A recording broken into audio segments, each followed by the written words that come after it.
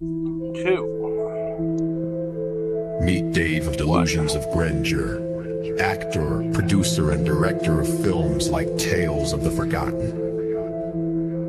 He has come to assemble a team of freaks, geeks, and even worse, film nerds, to discuss films ranging from mainstream to downright crazy. There's Tammy, car enthusiast, and Dave's fiance, Dustin, reptile expert and overall horror collector, Jake, environmentalist and fine art film critic, and finally Brandon, a therapist with a love of film that can only be seen as insanity. Together under Dave's leadership, they are inside movies galore. Enjoy the show.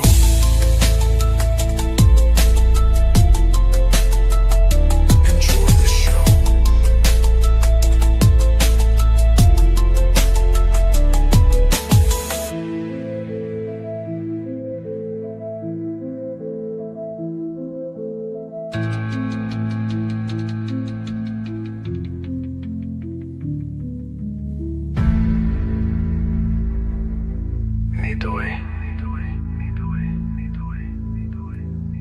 The Hill.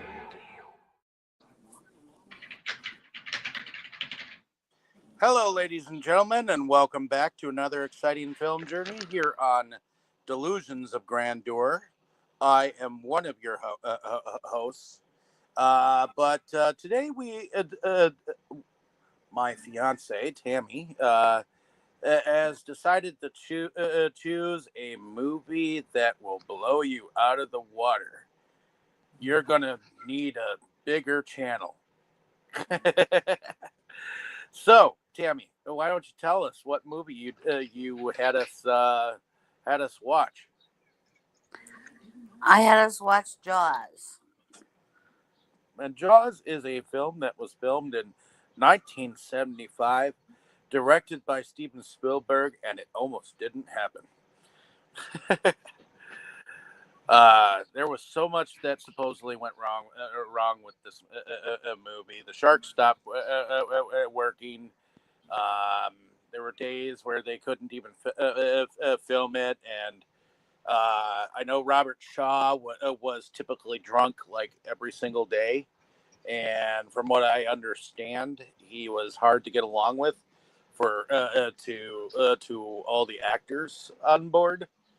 And so a lot of the tension between the three main actors were actually in fact real. They were probably tired with each other by the end of it. But that being said, let's see what IMDb says about the film. Let's see. When a massive killer shark unleashes chaos on a beach community off of Long Island, it's up to a local sheriff, a marine biologist, and an old seafarer to hunt the beast down. So, going around to first impressions here. Let's see. Let's start with you, Boris. Was this a first-time watch for you? I know it's a shame, but yes, this was my first time watching it. I know it's a classic, but there are actually many classics I've never watched before, since I usually, when I pick movies myself, I usually go for those dealing with some specific topics I'm interested in. And so yeah, I didn't watch this movie before. Now that I did, well, I must admit I kind of have mixed feelings about it. Please, Tammy, don't take that the wrong way, since now I know that this movie has a very special meaning to you. But yes, some of my issues with it were that, okay, of course, the parts with with actual action, and the shark encounters were interesting, but I think a little too much screen time went on just characters having conversations that don't really contribute that much to the plot. And I kind of had the impression that most characters weren't really fleshed out very much. Like the movie doesn't really make you care about any particular character. Those would kind of be my issues with it, but there were still some interesting spooldowns and stuff like that. So I can't really say that the whole movie was boring because it wasn't. Okay. But Okay. yeah, like I said, though, I know this movie is special to you, so I hope I didn't offend you or something. Well, No, and you didn't. But I mean, I have to disagree a little bit. You that but I think you do end up caring about at least Brody, Oh, the yeah, yeah. because you know, from the get go, he is trying to protect everybody, trying to do his job, and everybody, you know, is against him, and then he gets blamed for things that were beyond his control, you know, because they basically tied his hands and said, well, no, you can't close the beach, no, you can't do this, no, you can't do that. So then he looks like, you know, the bad guy, and he ends up taking the fall for things that, you know, and it's not right and it's not fair to him, you know. So you do end up feeling, I think, or I did, I ended up feeling very bad for him because, you know, he was in a very bad spot, you know. Makes sense, yeah. Okay, maybe he was a character that was a little more interesting, but most others were. I don't know. No, I get all what you're right. saying. So, have both of you said your points of view? No. Okay. Well, Tammy, would you like to give your first impressions? Is this a first time watch? I'm not sure when I watched it the first time. I have a feeling I probably did watch it with my dad because I know my dad liked this movie. And, you know, rewatching it again, there were definitely certain points and stuff that I remember my dad being goofy, you know. Um, I know that I know I was pretty young when I watched it the first time because I was just like, um, I think I remember my dad or somebody else saying because I I liked when I was young. I was when I go by my great grandparents, I'd go swimming in the. There was a community pool, you know, as a subdivision, and there was a pool, and then there was a lake. And I know I was like, and my dad's like, no, no, no, no, no. Oh, sharks don't come in man-made lakes. Because at first I was thinking anything that wasn't the swimming pool could have a shark in it. And it's like, no, no, that's not how it is. So I do remember that. But oh yeah, I still enjoy watching it to this day. I mean, if it wasn't for, you know, there's been a lot of hype this last month or whatever because it is the 50th anniversary of the movie. So it has been on the different channels and stuff. But even before this, if I was looking for something to watch, and I couldn't find anything, and I didn't want to pull out a movie and put it on, and I'd see this on coming on, most likely I would hit it to watch. I don't get sick of it. Makes sense. That's how it goes with movies that mean something to us. Now you Okay, can is go, that pretty David. much it then for you? Yes. Now you can go, David. Okay, I'm not sure when I actually saw this movie for the first time in its full ex, exterior, but I did happen to have the opportunity to actually go and watch this movie in the original 35 millimeter film footage on screen at the Oriental downtown. And unfortunately for myself, there was a guy that was in the next seat in front of me that was cackling his head off, and so loudly that I wanted to brain bash him in some back alley somewhere because he was basically distracting everyone around me, including myself, from actually experiencing the movie pretty well.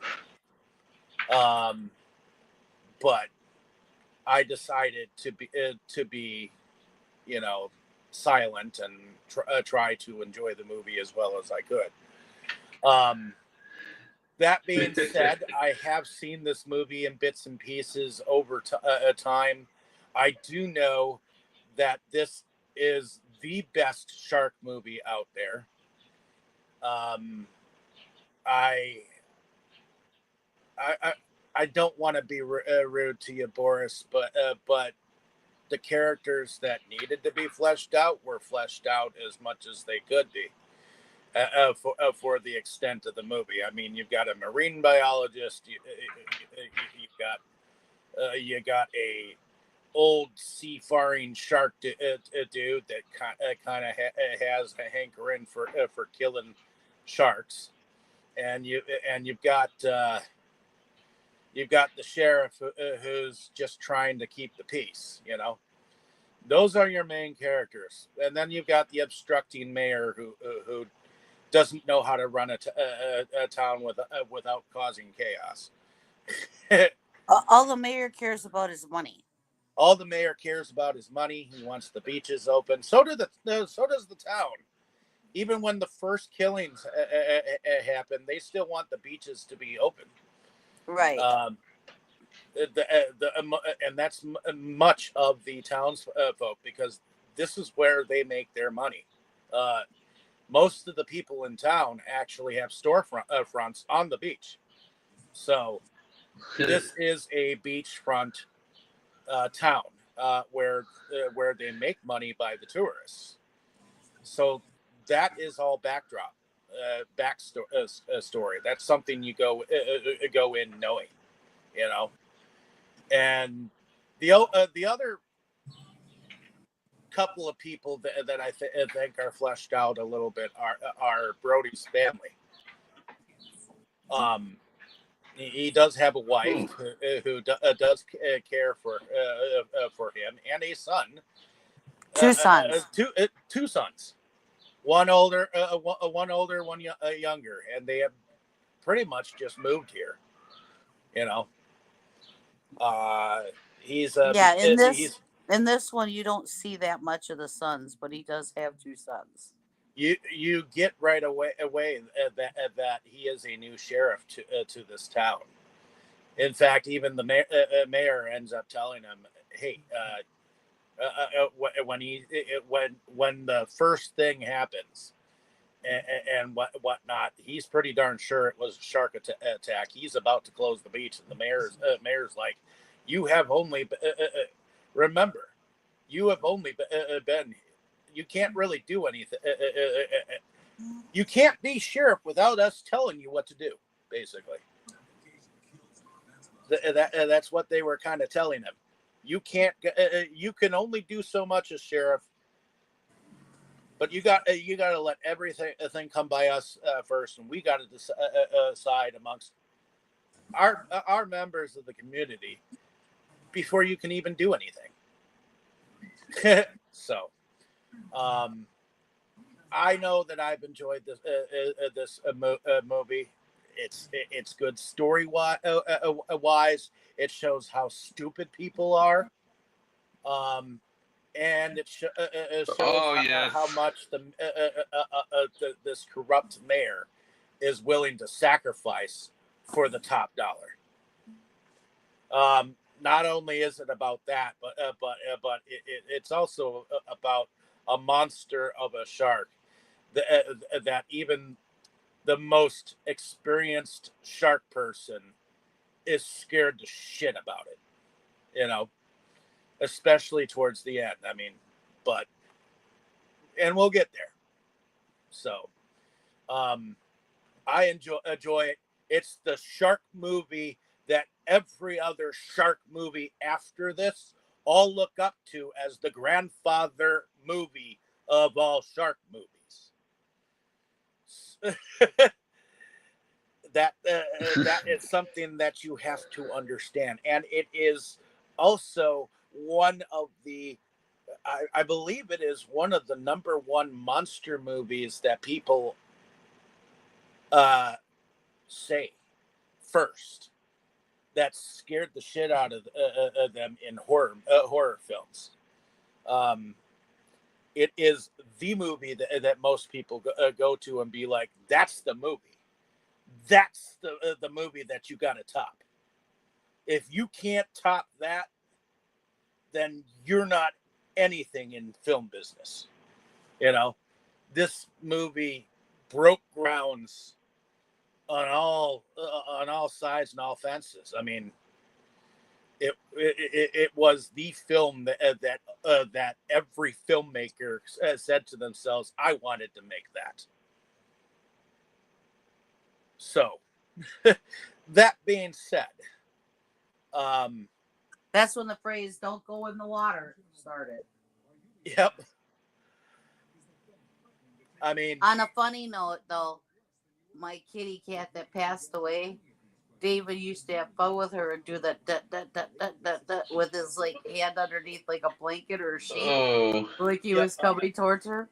And I'd make a fin underneath the sheets, and she would attack it. It was so cute because he would do, as soon as he would start going, she'd perk up. She knew what was coming,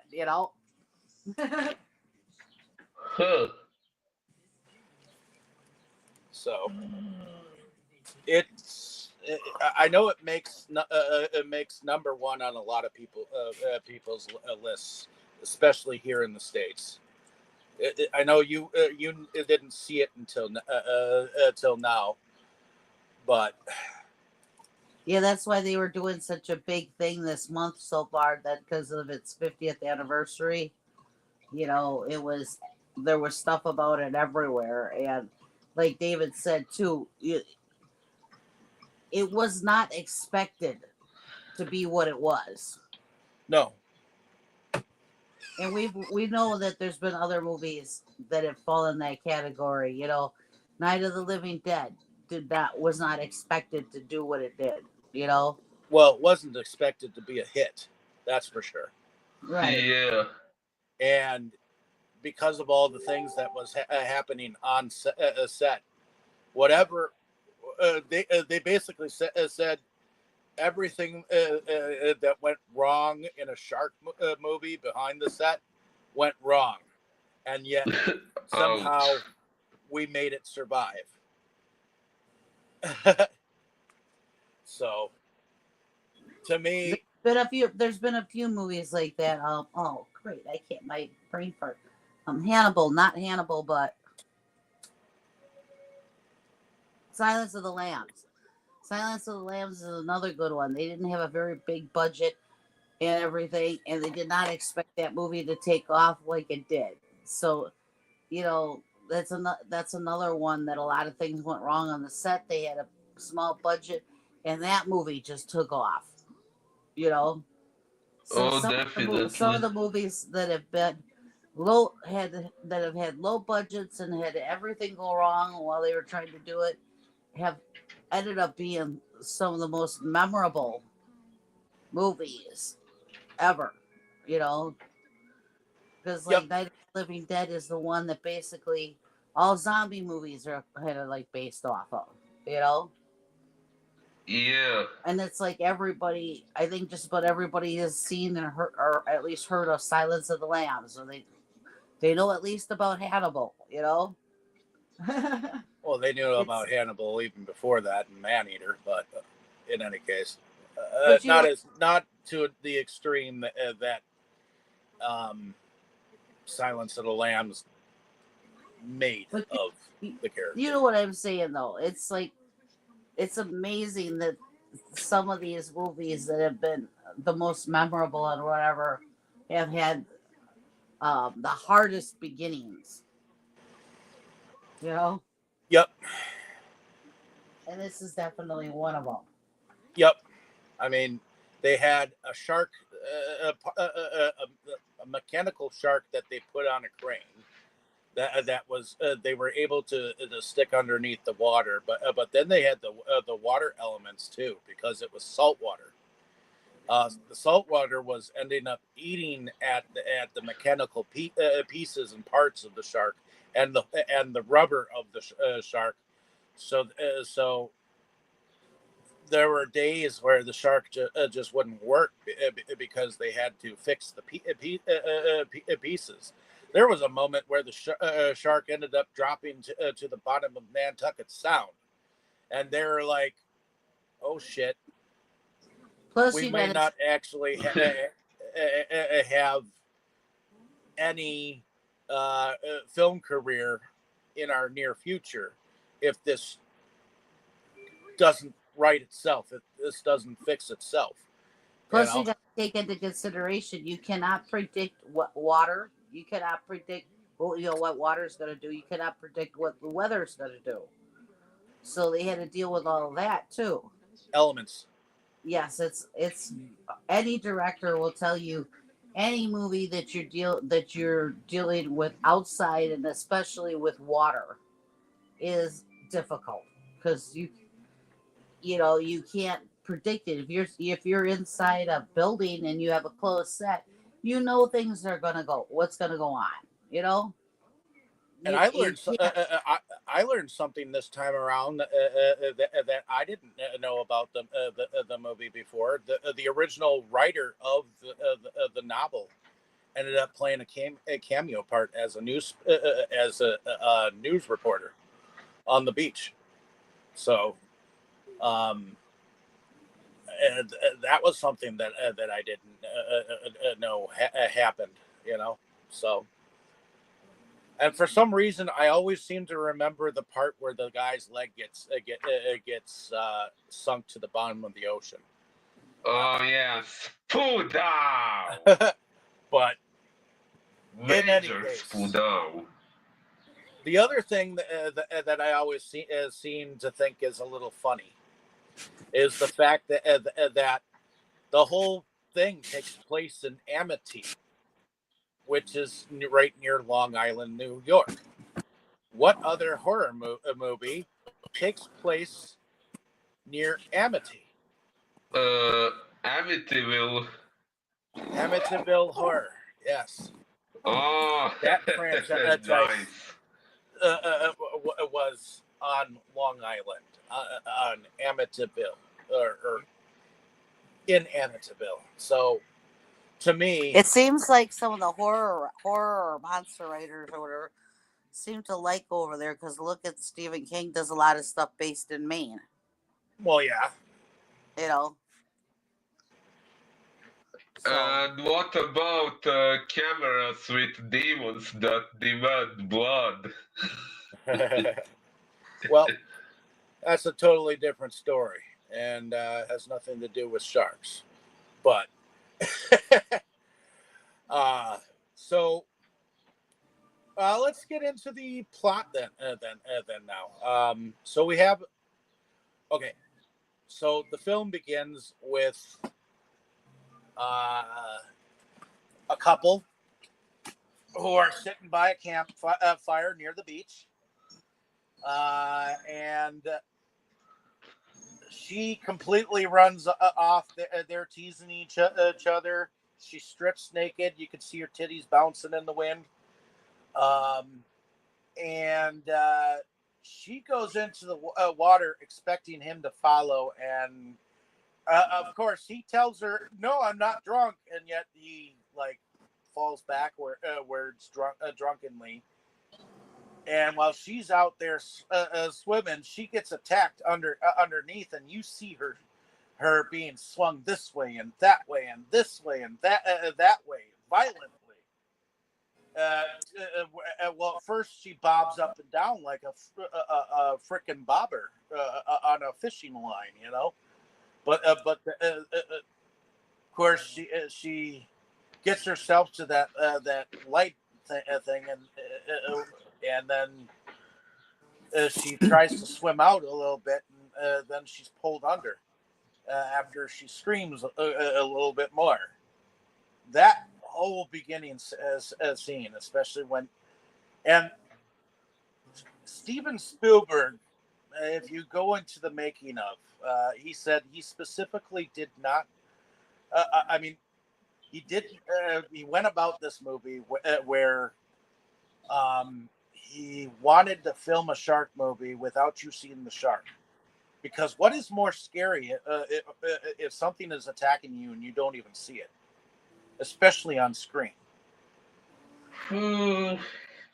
Well, yeah, there is some point to that.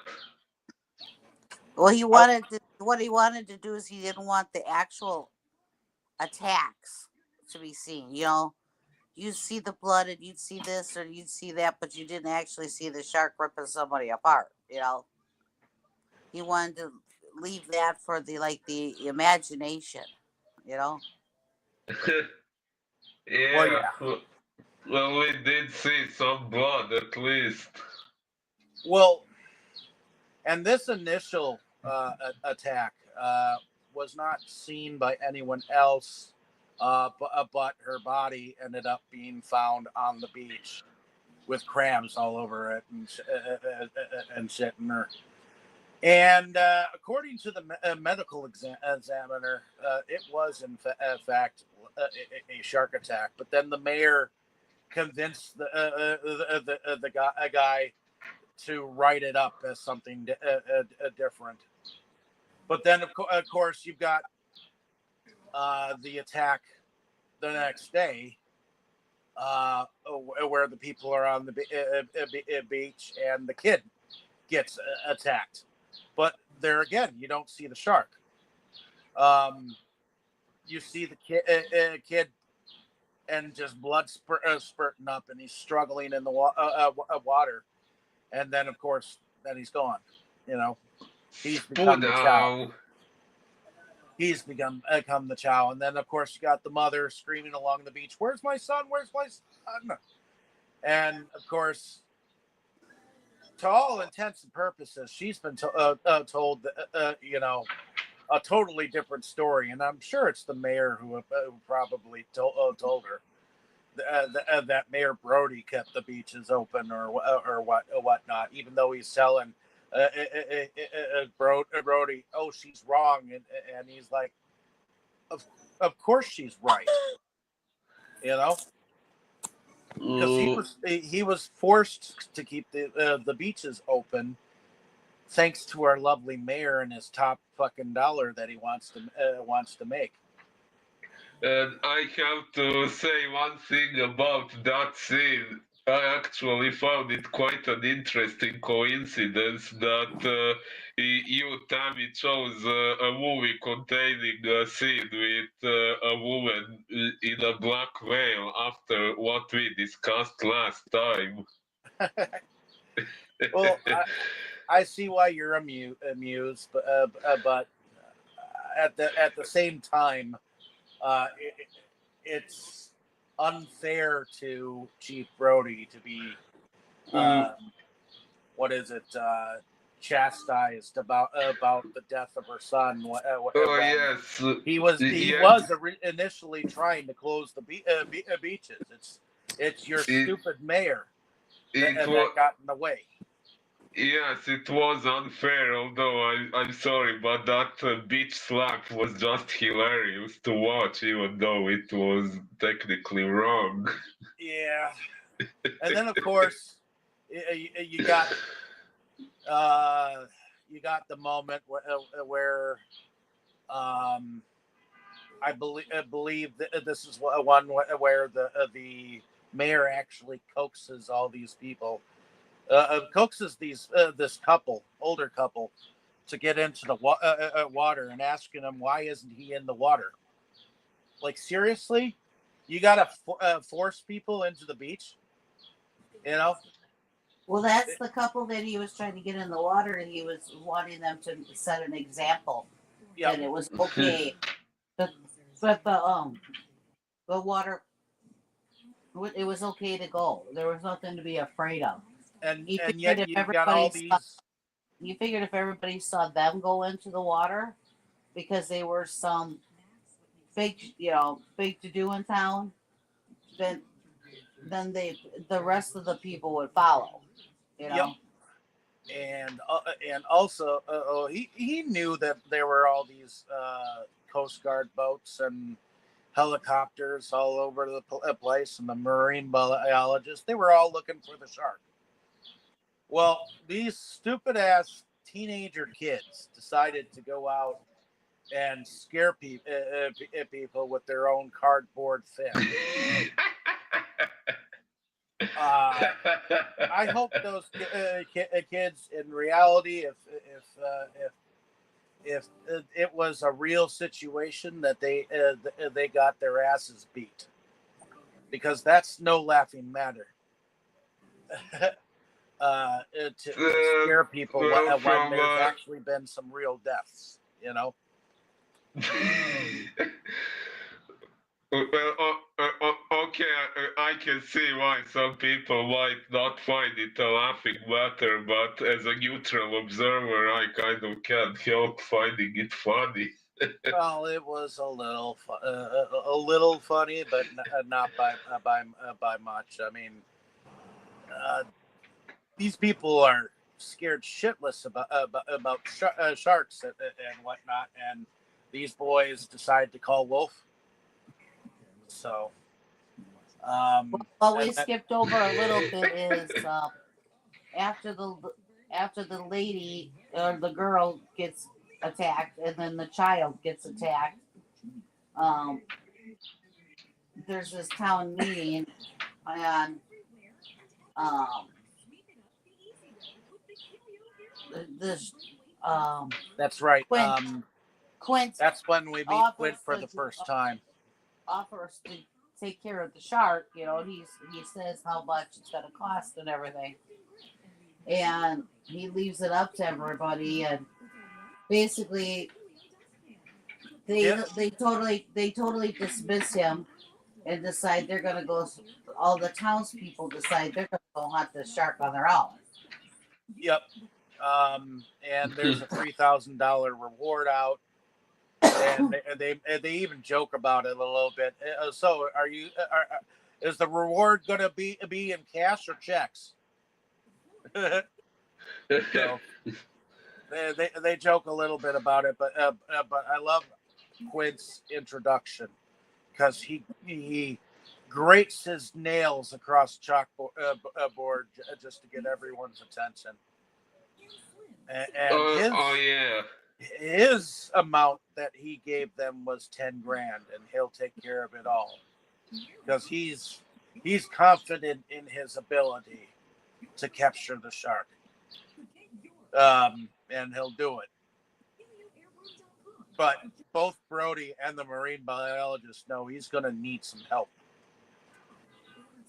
eventually, once they decide to eventually, because there is one more moment, and this is that moment, because in the same moment that oh yeah, that happens afterwards. So I'm getting there. So apparently, Brody tells his older son to not take the boat into the water, or did he say take it over by this like shallow pool? Yeah, in this Uh, lagoon. a pond, I think. Yeah, But the thing is, right before this, though, you got to remember that they did actually catch a shark and kill it. Okay, and that's why everything, all the no, that festivities went. happened. That actually happened after this. No, because it's the marine biologist that said that they did not get the shark. They got a shark, but not the Yeah, shark. a tiger shark. Right, That's and so that's why all the festivities and everything went on, but it was all being monitored because he said you did not get the shark. okay. So they knew that there was still a shark out there. Yes, As if their monitoring would do any good if the shark appeared. but I thought it was after this. Anyways, um, No, so- Brody and Quint and the marine biologist Matt, I believe his name was, that it's there. The next thing of shark hunting is those three going out. well, if And then that after, happened before the speech moment with his son, then we also forgot to say that the marine biologist Richard Dreyfuss's character went and did an autopsy, sort of, with the intestinal tract of the tiger shark, which I still think happened after this moment. the With three of with them the don't son. get together on this until after the big incident at the beach, because then everybody realizes, because he goes against the mayor to sign off on the paper for the money to go get Quint. Well, yeah, And and so while they're in the hospital, the mayor even says, "My kids were actually there on the beach." So, right, because that's when the shark, even though Brody was trying to watch out for his son and told him to go in the like lagoon, that's where the shark ends up going in there and does an attack, and then that's when it's everything blows up and he says, now do you believe me? And then the mayor's like, yeah, Mike, the kids were in there too. And he's like, well, now do you believe we have to do something about it? Yeah. And that's when the three of them get together. yep. And the marine biologist, well, there was also a moment where I do have to talk about this part, because the marine biologist goes and does the autopsy and finds out everything that's in the stomach of this tiger shark, and then right after that they go out on a boat with and they find this fisherman's boat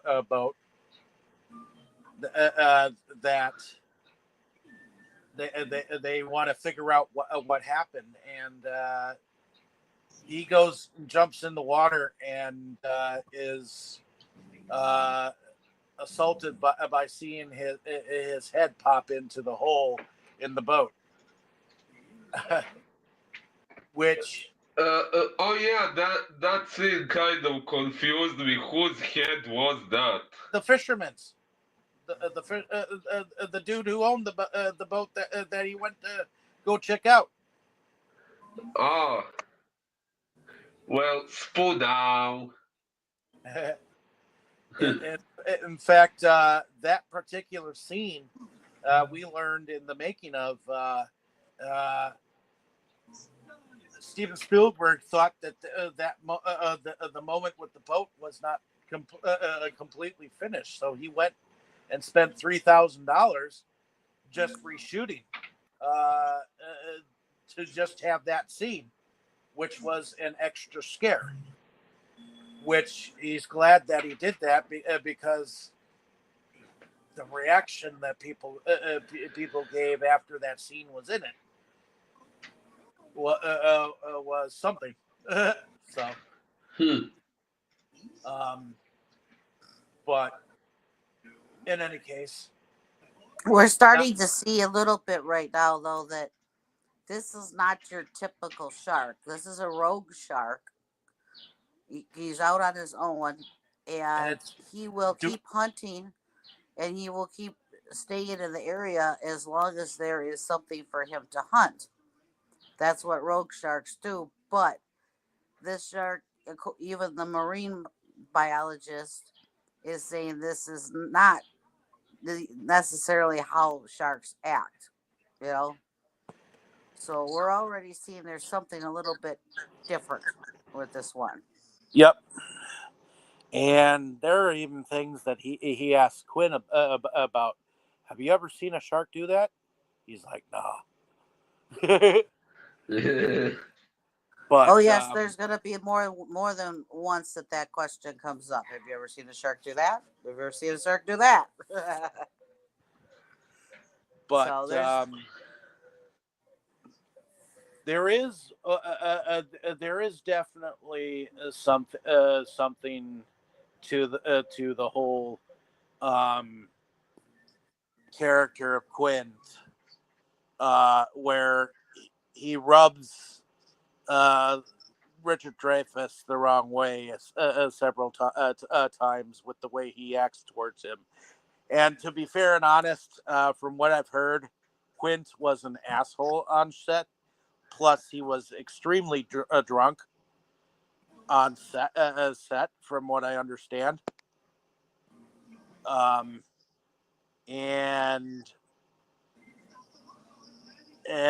some of it was actually true friction between the two of them. So, which is kind of hard to think about because I've always heard very good stuff about Richard Dreyfuss. You know that he, as a person, that he was, I've not heard that he wasn't easy to get. It's always heard that he was easy to get along with. He was fun. He was fun to have on the set. So to have somebody that's his complete opposite. Oh, by the way, okay, I don't know about the actor, but within the movie, why when Brody tried to make a call from the boat, why did Quinn stop him and smash the phone? Because he wanted to when it came down to the moment of killing the shark, he wanted to do it his way. Oh, he didn't why? want any interference. Well, he got beaten in the ass, literally and metaphorically, for doing that. Well, he got his Captain Ahab moment. Because that's exactly what happens to Captain Ahab at the end of Moby Dick. Yeah. Which is literally what they said in the making of. So. So they took inspiration from Moby Dick. Well, I guess a little bit. So it's Richard Dreyfuss's character that brought like much of the electronical stuff and the tanks of oxygen and the shark cage, and this and that that he brought on that were odds and ends. Like there was some stuff that he brought on board that he thought would actually conk the shark out, but he didn't really have an entire plan. And from what I understand, let's see. There is one moment in here, one story that Shaw actually talks about, which is the Indianapolis and when it sank. That story he told how most of the guys around him ended up getting half eaten by sharks. Yeah, he says something about 1,100 soldiers went into the water and only 360 were fished out. The sharks had the rest. Yeah, that part is actually based on a true story of a real ship that Went actually and did. delivered the bomb, the Hiroshima bomb. Yep, it did deliver the bomb, but the only adage was that Shaw was a survivor of that, which I'm not sure how many survivors there were of that sinking, but the way apparently it was written by someone else, then revised by someone else by the name of Miller, and then Shaw took a look at that several pages worth of speech and cut it down to what he thought he could deal with, and whatever he revised of it was what he spoke. So whatever he did, it was great. So it's not that Robert Shaw wasn't a bad actor. He did definitely bring his all to the table. It's just he wasn't exactly the greatest to get along with on set. From what I uh, understand, he was a very stubborn and character to begin with, and and if I remember correctly, he died not shortly afterwards. oh damn. Probably alcohol poisoning. Probably liver. Uh, uh, uh, Probably, yeah, because he. I know he didn't last long. Shortly after that, like it was like 2 years later that I'm not even sure if he actually saw the final cut of the movie. He died Ouch. that shortly afterwards, but if I remember correctly, you know, which is kind of sad because you almost wish that he could have seen himself in this role because he's kind of immortalized himself in the role. But anyways, Tammy, did you want to bring us forward with the film? Well, I'm trying to figure out where you are because you jumped all over the place. Well, let's start on the voyage because I sort of mentioned that Dreyfus, his character, the marine biologist, brought some of the goods like the shark tank and the shark cage and all that jazz. And once And one they thing you got to remember too is Brody does not like the water. So this is the last place he wants to be. You know, and he is teased about it more than once. Why would you take a job, you know, being the police chief out here if well they you don't do like water? And so Indeed. farewell he do these fair Spanish ladies. Oh yeah, that song was kind of interesting. Is it a real song outside of this movie? It's called Spanish Ladies. Oh,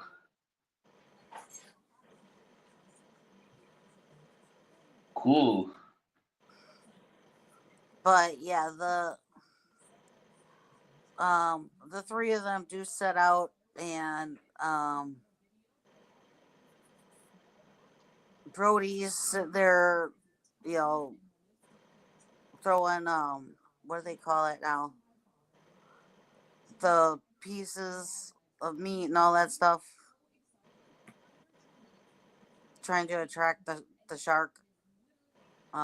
I know there's a name for it. I just can't think of it at the moment. I'm sorry, a name for what? Brody was throwing like the pieces of meat and all that stuff overboard. You know, the bloody stuff. What? Ah, Chum. uh, Yes. So they're off on the adventure. Brody's throwing the chum out.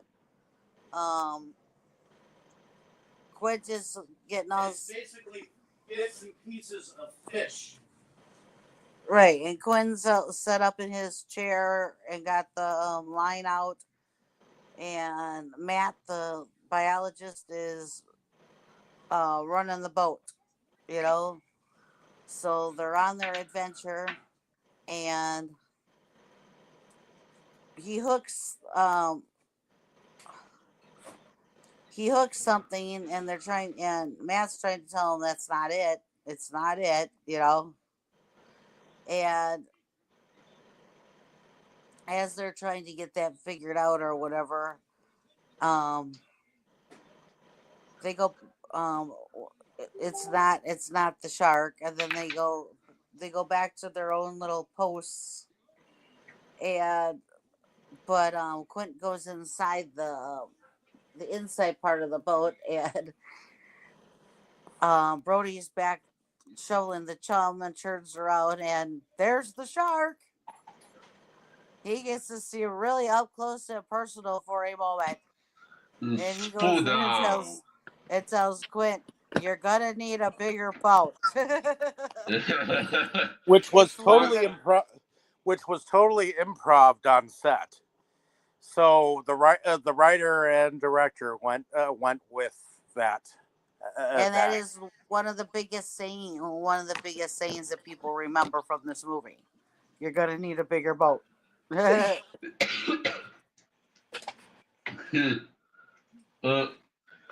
yeah, when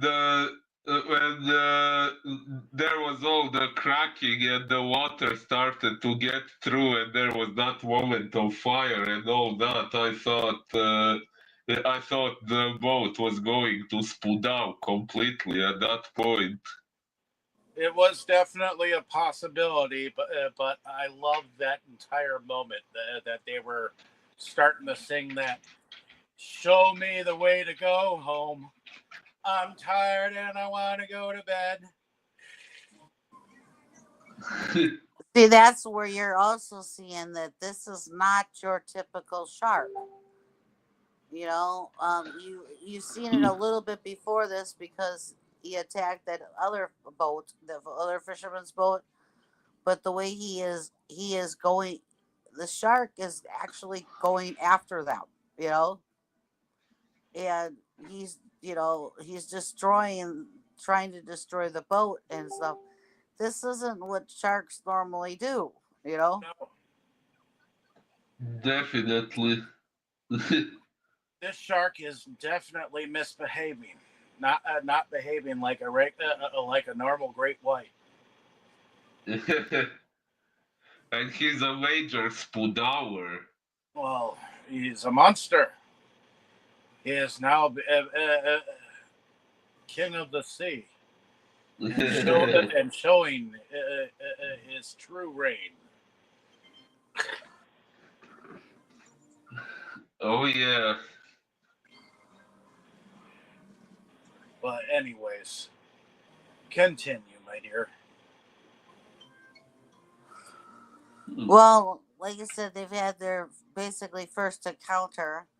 So now we're getting to what some of the stuff that Quentin does for hunting.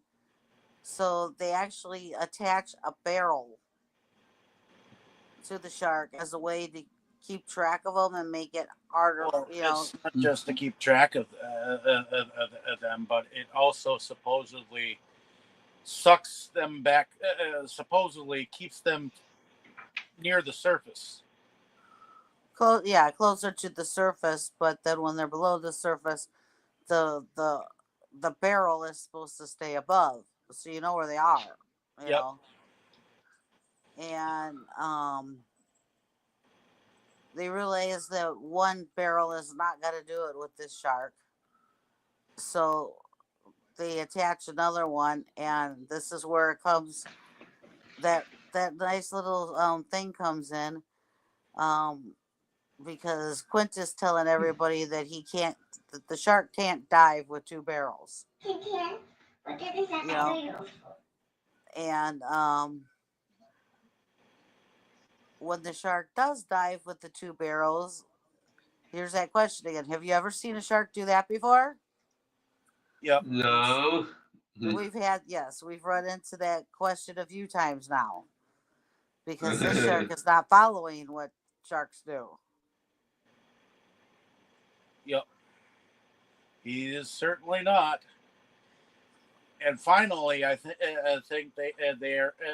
Quint is able to attach 3 of them things to him, and he mentions something about the fact that now we know that too. He can definitely go dive down, but 3? No. I don't believe that can happen. Basically, and so I believe they wrap the ropes around the boat at first, and he runs that boat into into not being able to move anymore because the engine has blackened up with smoke. Oh yeah, And Spudo. so now they're kind of dead in the water. And then shortly after that, that shark jumps up on the back end of the boat, tips it downwards, and Shaw, well, I think he attempts to stab it as he comes towards it, but he ends up landing straight into the jaws of the shark, and he screams and screams and screams. Oh So yeah, Spudo. you hear him scream, you see him squirt blood, and Squirt. he gets sucked into the water. Of course, shortly before that, didn't Dreyfuss's character get in the shark tank or the shark cage? Tammy? Yeah, What did he go and try to do? because they're not getting anywhere with the shark. Is smart. He runs around with the 3 barrels. He'll go underneath he's disabled the boat by going underneath the boat. They've chased him. The sharks chased them, and they're no closer to actually killing him than they were when they set out. Everything they've tried doesn't work. And, they're realizing too, this, since when does the shark, chase you, or follow you, So, Yes. Dreyfuss's character, being the marine biologist that he has stuff, but it has to be injected into the shark, and you have to be close to do it. So he jimmies up a thing with whatever it is. I forgot what it was now, but it'll kill. It's supposedly it will kill the shark. But the needle that it came with, Quint was like, "You think you're gonna penetrate his skin with this?" Yeah. So Yeah. it's kind of almost like a harpoonish type thing, except for it doesn't shoot. It's on the stick, but it's got the point is like for like a harpoon, and it's going to have all this liquid in it. But the whole thing is you have to be up close and personal to the shark to inject it. Yeah. So they send him down in the cage because, like he said, did anybody else have any better ideas? Yep.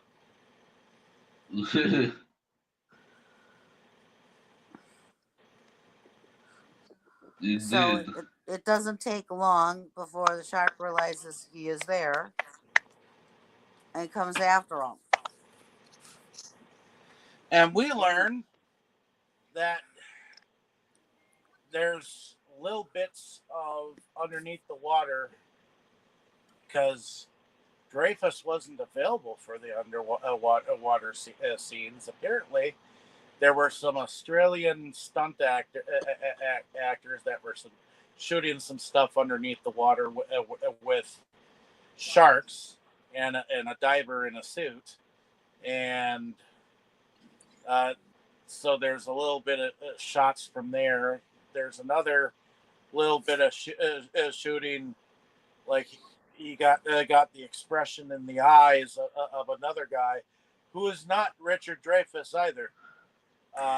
So Well, these um, Australian divers, what they were doing was, this is behind the scenes. Um, they were trying to make the shark attack on the cage look as realistic as possible, because you cannot train a shark to go and attack that cage. Okay, you can't. It's not like when you train a dog or another animal in a movie and have them go do something. You can't train a shark to do something. You no, know. So they were trying. Logically. They had a cage that they had in the water where sharks were, great whites were, and they were trying to get the shark to engage with the cage, on its own, but it wouldn't.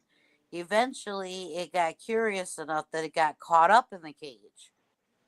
So they were filming all this, and the sequence when you see the shark going crazy and everything, that is the shark that these people filmed going nuts, so because he got caught up in the cage. The only thing is, there was nobody in the cage at the time, so they had to kind of splice that part in there of yeah, somebody in the cage. So yep, that's why you don't see Dreyfuss' character in the cage very long. And you see the cage, once it started to get destroyed, you see him get out of the cage, because that's why you don't see him in there that long. Because when they filmed the part of the cage getting destroyed by a real shark, nobody was in the cage. yep, So and nobody expected Dreyfuss's character to swim up, towards the end there. That was like something that people were cheering for when it happened, because they didn't expect him to survive. well, they kind of leave you hanging. You see that he gets out of the cage, but then you don't know what happened to him after that. You know. Nope. But okay, and from what I understand in the book had a very downbeat ending, where they basically harpooned the shark with rope, and it like down nosed to the bottom of the ocean, and everybody survived. So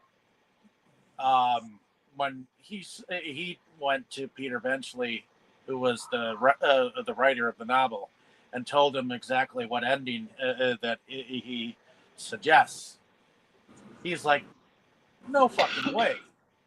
A shark just does not just allow you to stick a tank in his mouth and then let it have you explode it."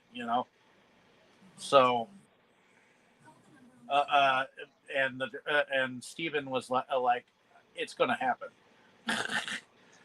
So they did it. The shark exploded. Everybody claps and cheers, and of course, Dreyfuss's character. I forget his name in here as the Matt. marine biologist. What? Matt. Matt. And And of course, Philippe is happy because he got to see us spit out. Oh yes, the fight when they blew up the shark, it really was a major spoodow. I did like that quite a bit. yep. And you get them paddling their way to shore, or whatnot, with some of those buoys. In fact, about a week or so before I said I was going to do this movie, it was on TV, and I had turned it on towards the end, you know, and David had said, "Oh, you had to turn it on here," and so we got to see the Spadao, and I had said, "Oh, Philippe would love to see that." So you guys started to use the word "spudao" even when I am not there. Well, she does. Yeah, and then Thank you. that's kind of when we made the decision, or I made the decision that I was going to pick this movie, you know. Ah, So well, yes, I can't deny I really did enjoy the Spudaus. And throughout the movie, whenever someone got killed by the shark, honestly, okay, that's my morbid sense of humor. Maybe it wasn't supposed to be funny, but I still couldn't help finding it funny because most of the characters were just so stupid that it was difficult to feel sorry for them. well, Philippe, I hope you enjoyed it because, like you did The Ring, I'm doing Jaws. Oof, fair enough. She's doing the rest. She's doing the rest of the Jaws series in the coming weeks.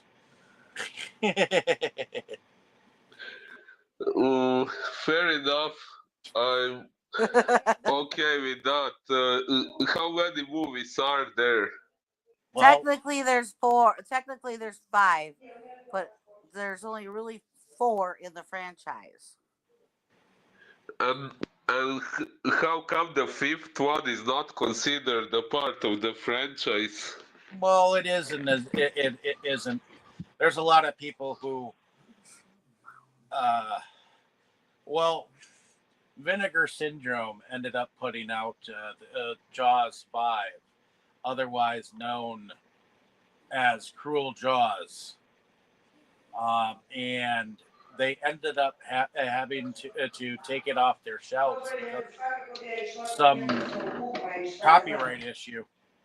And so Oh, there were only so many of the copies floating about. And so the copies of Cruel Jaws ended up being like close to $200 at one point in time. I ended up paying $100 for my own copy. So whew. Interesting. it's amazing how difficult that movie came to find. So, but I know that feeling with some it's other. it stole footage from the Jaws, and has nothing to do with.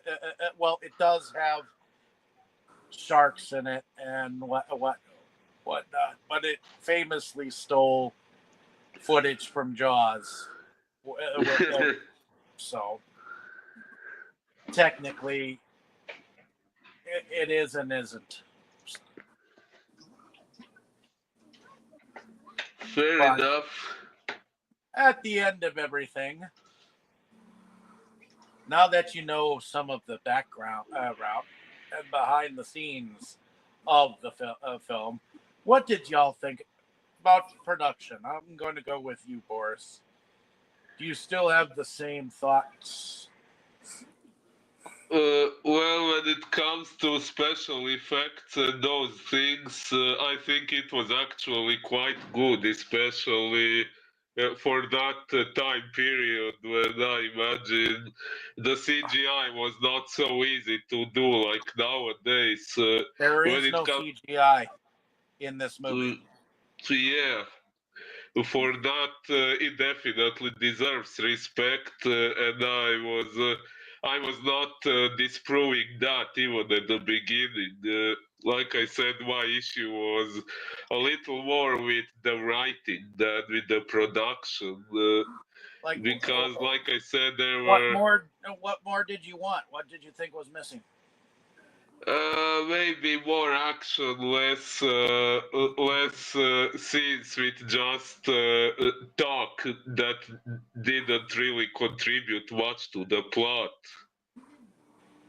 Like what? Uh, for example, when they were on the boat and just chit chatting before without anything happening.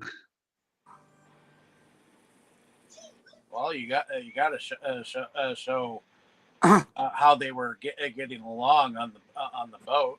I mean, Yeah, okay, that was one example, but otherwise, okay, I guess they did have to show that most people there were just stupid and that the whole thing was happening because of that. But I don't know, I just felt that all those scenes, so characters just discussing things and the story not really moving forward, I felt those scenes took too much screen time.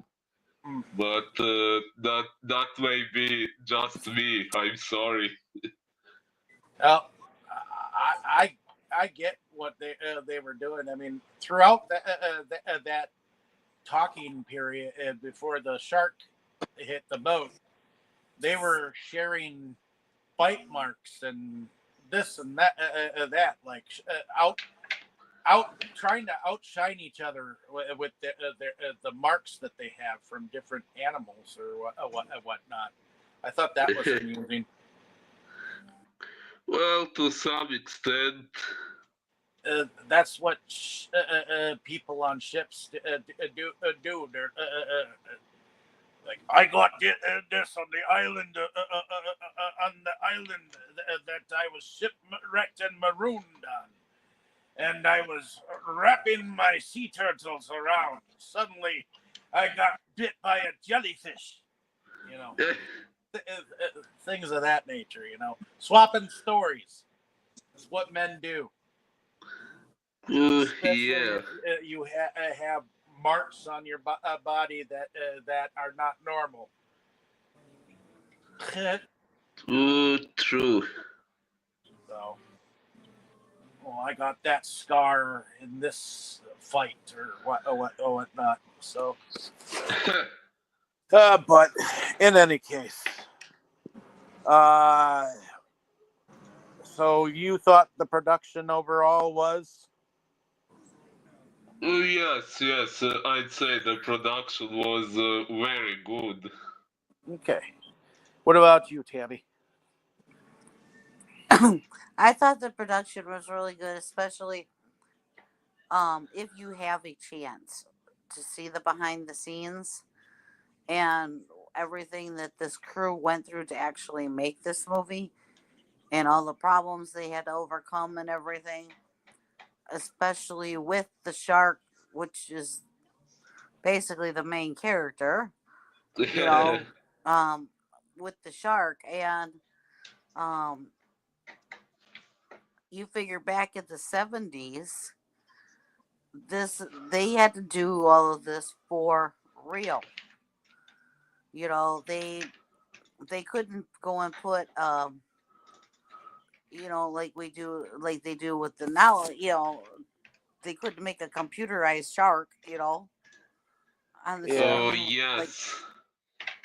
the case. So they had to make a shark. They had to make a shark, literally, for this. And because of knowing that they had to do all this, I give them a lot of credit for in the production. And um I think the rest of the scenery goes along with to the townspeople, um, their way of thinking, because we don't agree with their way of thinking and the mayor's way of thinking, but when you've got some of these small seaside towns, um, their bread and butter is their tourists. So like June, July, August is this is when the tourists come. This is when they make their money, and and then um, basically these towns end up being 100,000 people for June, July, and August, and then when it's over, you got maybe 10,000 people in the town. yeah, For the rest of the month. So we may not agree with how these people acted, but it is true, and and that's part of the production. Is it this is a real fact of life in these areas and everything. and they totally did bring that up in the movie and play on that. So I give that's another reason why I think that the production was really good too, because this there's a lot of things in this movie that are real facts of life and real how people really would act and how people really did act.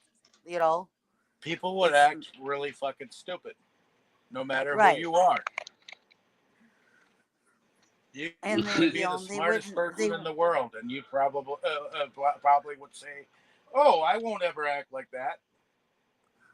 But when and right, these people, they're thinking of their livelihood, they're thinking of their future, they're not focusing on the big picture that if you do not take care of this problem, you're not going to have a future, And you're going to be dead or gone.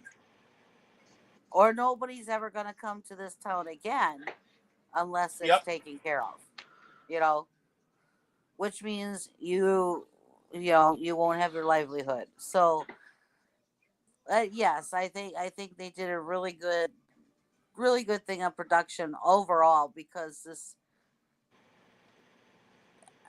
except for we know that the shark was fake, okay, but other than that, the whole thing was very very realistic, you know. true. Yes. I as well second to you, Tammy, that this production was pretty darn good. Actually, having seen several documentaries and make and the making of this over time, this was a really tough movie to make with the mechanical sharks that they made for it. And from what I understand, it stopped working for much of the time. You had the weather to factor in. Um, there were just things going wrong left and right. And I like how Richard Dreyfuss in the making of he was like, there were days where you would hear over the walkie talkies, the shark is not working. The shark is not working. And then the same with when it was working. The shark is working. The shark is working. So I thought that was a little funny. Uh, how he imitated that, and then of course the fact that they were stunned with the reaction at the theaters, that they did not know what to expect. They were certain that you know that their livelihoods were at stake, their careers were on the line with this. They weren't even sure they were going to be done in time for when this movie was purported to be coming out. But They had a deadline because it was 1973, and I guess the Actors Guild Award thing was coming up, and they had to have it done before that came up in case they had problems. and at the time, he was like, "I don't even have a script yet. So how do we do this?" You know. So to me, with the time constraint that they had, and the problems that they had, and the things on set like the rivalry and all that jazz. I can hear you typing, Oops. but in any case, uh, but yeah, the production overall was I think spectacular. Um, I think this is one of the best. Spudaucular. Spectacular. I'm sorry, I'm kidding. And I actually really do think that this is one of the best films out there to watch from time to time. It is the movie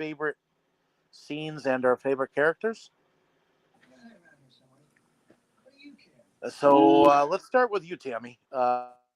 Favorite scene and our favorite character. Um, hmm.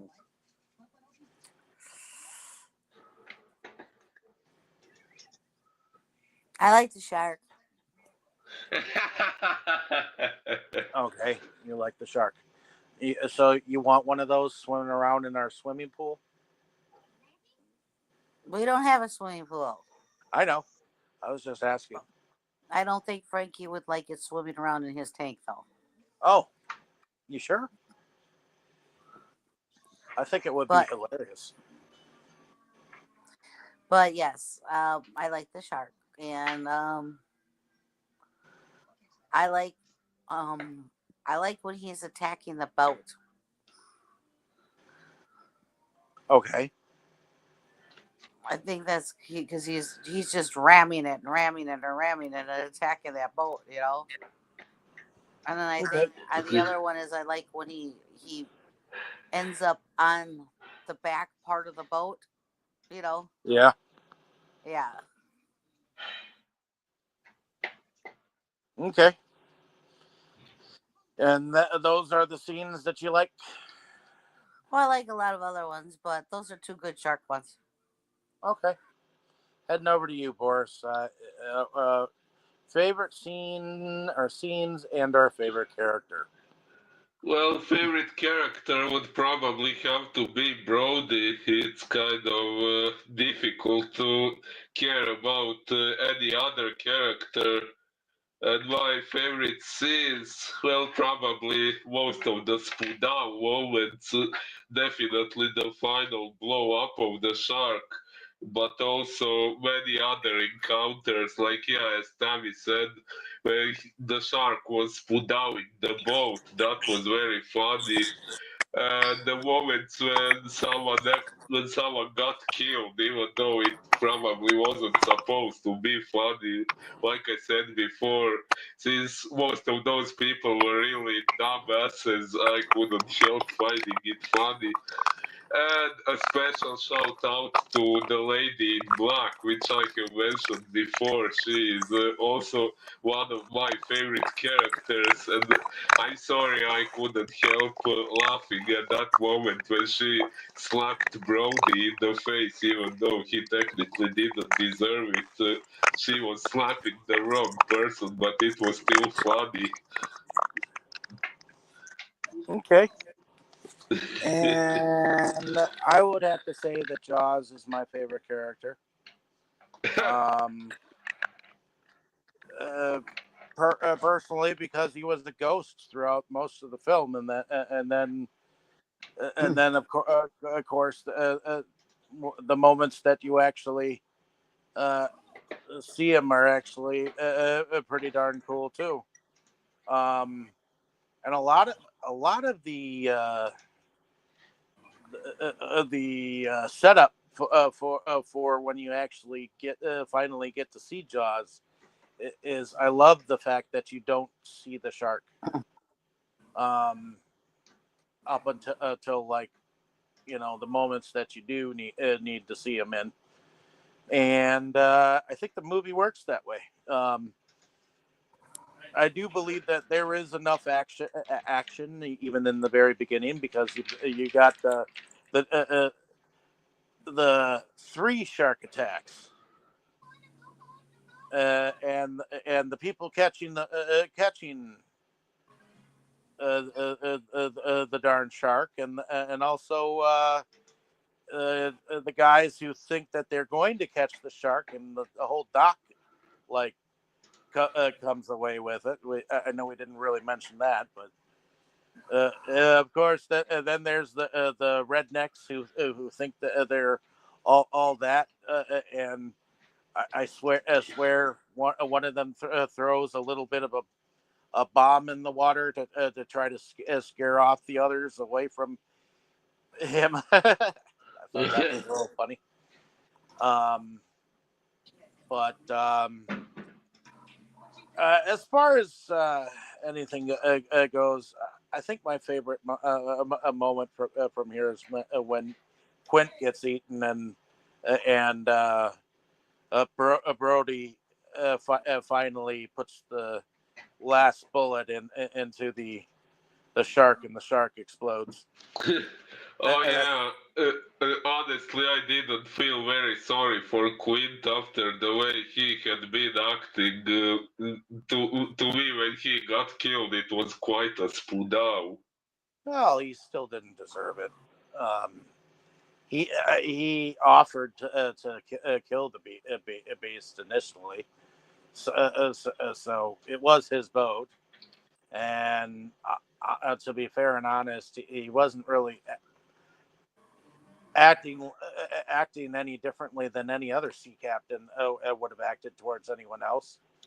So, sort Well, of superior with his experience, and uh, a lot of what he said was true. So that scene when he smashed the phone and prevented Brody from making the call, he if I put his own life and the life of the other two in jeopardy by doing that. that may be, but he still wanted to be the initial one to catch the shark. So I understand that. Yeah, he cared more about his ego than about their lives. That's kind of hearsay. We don't know what he would have done if he would have been able to survive. We really don't know because he got eaten before he could prove himself. So you can't exactly send him to hell with all that